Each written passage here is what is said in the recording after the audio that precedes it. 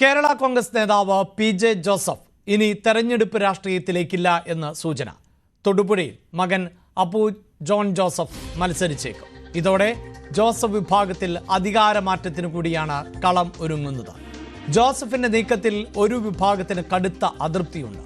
മോൻസ് ജോസഫിന്റെ നിലപാടും ഇതിൽ നിർണായകമാണ്.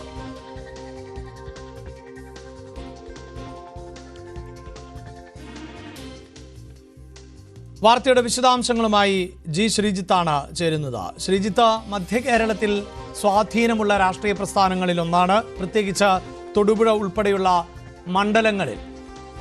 പി.ജെ. ജോസഫ് പതിറ്റാണ്ടുകളായി കേരള രാഷ്ട്രീയത്തിൽ നിറഞ്ഞു നിൽക്കുന്ന വ്യക്തിത്വം കൂടിയാണ്. അങ്ങനെയുള്ള പി.ജെ. ജോസഫ് ഒഴിയുമ്പോൾ പാർട്ടിയുടെ അമരത്തേക്ക്, നേതൃസ്ഥാനത്തേക്ക് മകനെ എത്തിക്കുന്നു.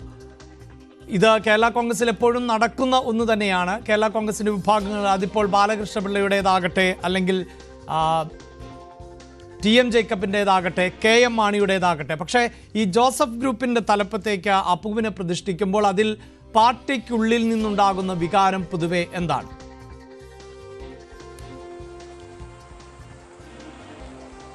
അഭിലാഷ്, പാർട്ടിയുടെ നേതൃത്വത്തിലേക്ക് അബു എത്തുമോ എന്നുള്ളത് വ്യക്തമല്ല.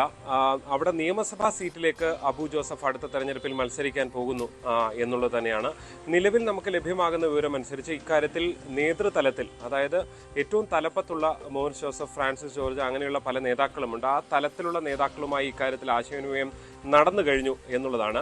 പാർട്ടിയുടെ ചെയർമാൻഷിപ്പ് ഒരുപക്ഷെ പി.ജെ. ജോസഫ് തുടരാൻ തന്നെയാണ് സാധ്യത.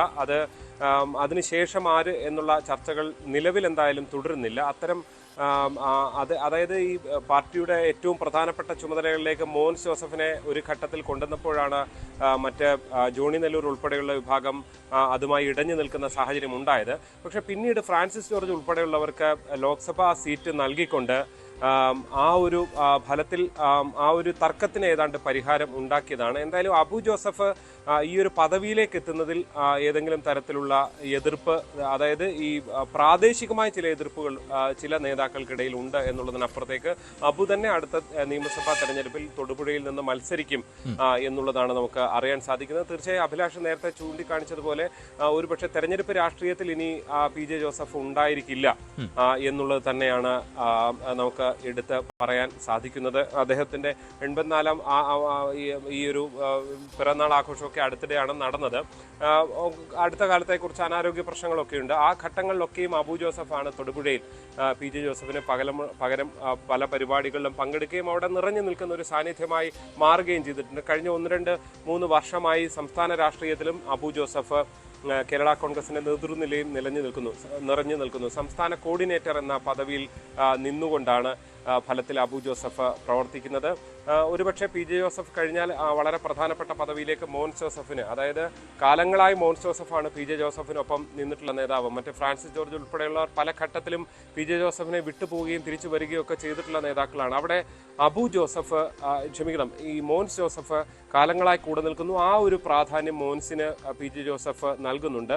നമുക്ക് ലഭ്യമാകുന്ന വിവരമനുസരിച്ച് പി.സി. തോമസിനെ പോലുള്ള നേതാക്കൾ ഇതിന്റെ അമരത്വം ഉണ്ടെങ്കിൽ പോലും ഒരു പരിധിവരെ മോൻസ് ജോസഫ് അല്ലെങ്കിൽ ഫ്രാൻസിസ് ജോർജ്, അബു ജോസഫ് ഈ ത്രയങ്ങളിലേക്ക് കാര്യങ്ങൾ എത്തുന്നു എന്നുള്ളതാണ്. ഇതിനിടയിൽ ഒരു തർക്കങ്ങൾ ഉണ്ടാകാതിരിക്കുക എന്നുള്ളതാണ് പി.ജെ. ജോസഫ് ഫലത്തിൽ ശ്രദ്ധിച്ചുകൊണ്ടിരിക്കുന്നത്. പാർട്ടിയുടെ ഏറ്റവും കോറായിട്ടുള്ള കാര്യങ്ങളൊക്കെ ചർച്ച ചെയ്യുന്നത് ഈ നേതാക്കൾക്കിടയിലാണ്. അതിനുശേഷം മറ്റ് നേതാക്കൾക്കിടയിലും ടി.യു. കുരുവിള അല്ലെങ്കിൽ പല മുതിർന്ന നേതാക്കളുമുണ്ട്, ജോയ് എബ്രഹാം പോലുള്ള നേതാക്കളുണ്ട്. പക്ഷേ അതിനപ്പുറത്തേക്ക് ഏറ്റവും പ്രധാനപ്പെട്ട കാര്യങ്ങളൊക്കെ ചർച്ച ചെയ്യുന്ന ഒരു കോർ ഗ്രൂപ്പിലേക്കും അബു ജോസഫ് എത്തിയിട്ടുണ്ട്.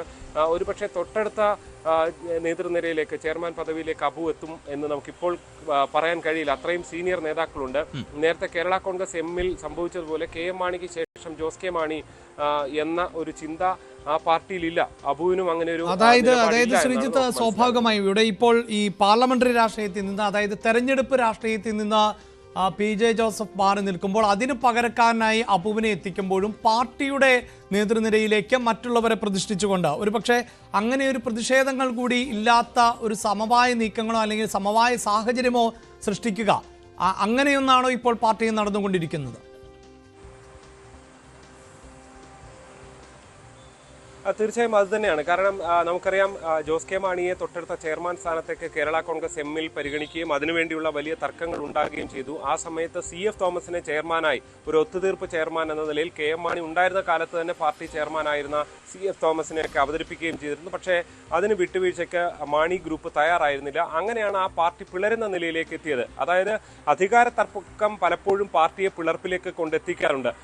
ഇപ്പോൾ ഒരു പരിധിവരെ PJ ജോസഫ് അല്ലെ അബു ജോസഫോ ഒക്കെ സ്വീകരിക്കുന്ന ഒരു ബുദ്ധിപരമായ നീക്കം മറ്റ് സീനിയർ നേതാക്കളുള്ള സമയത്ത് അവിടെ അബു ജോസഫിനെ ചെയർമാനാക്കി എത്തിക്കുക എന്നൊരു തന്ത്രം ഇതുവരെ ആ വിഭാഗത്തിനിടയിൽ ഉണ്ടായിട്ടില്ല എന്നാണ് നമുക്ക് മനസ്സിലാക്കാൻ സാധിക്കുന്നത്. മാത്രമല്ല സീനിയോറിറ്റി പരിഗണിച്ച് ഒരു പരിധിവരെ മോൻസ് ജോസഫിനെ പോലുള്ള നേതാക്കൾക്കാണ് അക്കാര്യത്തിൽ മുൻതൂക്കം ഫലത്തിൽ വരികയും ചെയ്തിട്ടുള്ളത്. ഞാൻ നേരത്തെ പറഞ്ഞ കാരണങ്ങൾ കൊണ്ട് തന്നെ പല നേതാക്കൾക്കും ഇപ്പോൾ പലരും മറ്റു ഗ്രൂപ്പുകളിൽ നിന്ന് വന്നവരാണ്, മാണി ഗ്രൂപ്പിൽ നിന്ന് വന്നവരാണ്. അതല്ലെങ്കിൽ ഇപ്പുറത്ത് നോക്കിക്കഴിഞ്ഞാൽ ഇപ്പോൾ ഫ്രാൻസിസ് ജോർജ് ജനാധിപത്യ കേരള കോൺഗ്രസ് ഉണ്ടാക്കി ചെയർമാൻ സ്ഥാനത്തേക്ക് പോവുകയും ഇടതുപക്ഷത്തോ പോവുകയൊക്കെ ചെയ്ത ആളാണ്. അങ്ങനെ പോയി തിരിച്ചു വന്ന ഒരാളാണ്. പക്ഷേ PJ ജോസഫിനൊപ്പം കാലങ്ങളായി നിന്ന ഒരാളെന്നുള്ള നിലയിൽ മോൻസ് ജോസഫിലേക്ക് അത്തരം കാര്യങ്ങൾ എത്തുന്നു എന്നതാണ് നമുക്ക് മനസ്സിലാക്കാൻ സാധിക്കുന്നത്. അതിനപ്പുറത്തേക്ക് തൊടുപുഴയുടെ ഒരു തുടർച്ച അത് അബു ജോസഫിലൂടെ ഉണ്ടാകുന്നു. അതിനുവേണ്ടിയുള്ള ശ്രമങ്ങളാണ് ആ പാർട്ടിയിൽ നടക്കുന്നത്. ഇപ്പോൾ മാധ്യമപ്രവർത്തകനായ ജോർജ് പൊടിപ്പാറ കൂടി ടെലിഫോൺ ലൈനിലുണ്ട്. ശ്രീ ജോർജ് പൊടിപ്പാറ, ഇപ്പോൾ എല്ലാ സമയത്തും നമുക്കറിയാം കേരള കോൺഗ്രസിനെ സംബന്ധിച്ചിടത്തോളം അവർക്ക് ചില പോക്കറ്റുകളിൽ കൃത്യമായ സ്വാധീനമുണ്ട്. അവരെ കൂടി ചേർത്ത് നിർത്തിയാലേ മുന്നണികൾക്ക് വിജയിക്കാൻ സാധിക്കൂ എന്ന സാഹചര്യമുണ്ട്. പക്ഷെ അപ്പോഴും അവർക്ക് മത്സരിക്കാൻ പറ്റുന്ന സീറ്റുകളുടെ എണ്ണം എന്നത് വളരെ കുറവായിരിക്കും. അതുകൊണ്ട് തന്നെ ഈ പാർട്ടി പദവി എന്നതുപോലെ തന്നെ പ്രധാനപ്പെട്ടതാണല്ലോ ആ പാർട്ടിക്ക് ലഭിക്കുന്ന സീറ്റിൽ ആര് മത്സരിക്കുന്നു എന്നുള്ളതും. താങ്കൾക്ക് എന്താണ് മനസ്സിലാക്കാൻ സാധിക്കുന്നത്? അതായത് PJ ജോസഫ് എന്ന നേതാവ് മുഖ്യധാരാ രാഷ്ട്രീയത്തിൽ നിന്നല്ല, മറിച്ച് തെരഞ്ഞെടുപ്പ് രാഷ്ട്രീയത്തിൽ നിന്ന് മാറി നിൽക്കുന്നു, അവിടേക്ക് അബുവിനെ എത്തിക്കുന്നു.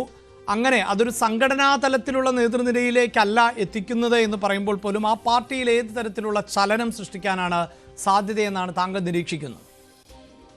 എനിക്ക് തോന്നുന്നു അത് കാലങ്ങളായിട്ട് അല്ലെങ്കിൽ ഇപ്പൊ പെട്ടെന്നുണ്ടാകുന്ന ഒരു തീരുമാനമായിട്ട് കാണാൻ പറ്റുമെന്ന് എനിക്ക് സംശയമുണ്ട്. കാരണം ഇങ്ങനെ ഒരു നീക്കം കുറെ കാലമായിട്ട് സജീവമാണ്. അതായത് PJ ജോസഫിനെ സംബന്ധിച്ചിടത്തോളം പാർട്ടി ചെയർമാൻ സ്ഥാനമാണ് അദ്ദേഹം. ഒരുപക്ഷെ അതായത് ഇനി സജീവ രാഷ്ട്രീയത്തിൽ നിന്ന് അല്ലെങ്കിൽ പ്രത്യേകിച്ച് തെരഞ്ഞെടുപ്പ് രാഷ്ട്രീയത്തിൽ നിന്ന് മാറി നിൽക്കാനുള്ള അദ്ദേഹത്തിന്റെ തീരുമാനത്തെ നമുക്ക് നല്ല നിലയ്ക്ക് തന്നെ കാണേണ്ടി വരും. കാരണം ആരോഗ്യപരമായിട്ട് അദ്ദേഹം വളരെ മോശം അവസ്ഥയിലാണ്. പലപ്പോഴും അദ്ദേഹത്തിന് വലിയ ക്ഷീണമുണ്ട്.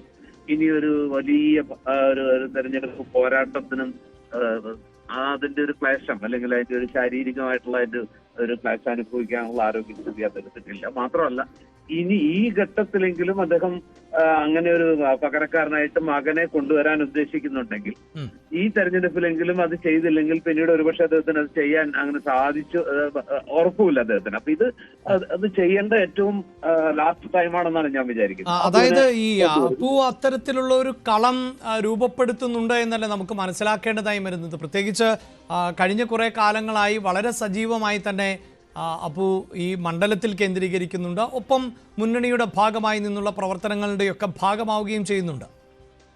തീർച്ചയായിട്ടും അത് സ്വാഭാവികമാണല്ലോ. അപ്പോ